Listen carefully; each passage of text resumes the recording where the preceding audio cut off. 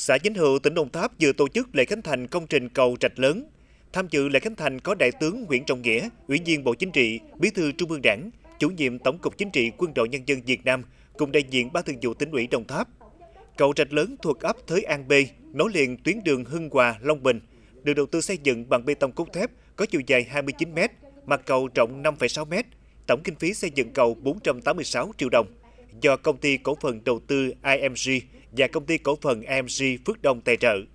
Công trình hoàn thành đưa vào sử dụng có ý nghĩa thiết thực, phục vụ nhu cầu đi lại, vận chuyển hàng hóa và sinh hoạt hàng ngày của người dân trong xã và khu vực lân cận.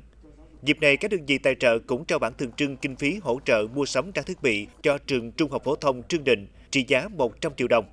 Đại tướng Nguyễn Trọng Nghĩa trao tặng 30 phần quà cho các hộ gia đình chính sách, người có công với cách mạng, các hộ có hoàn cảnh khó khăn trên địa bàn xã Vĩnh Hữu, trị giá mỗi phần là 1 triệu đồng.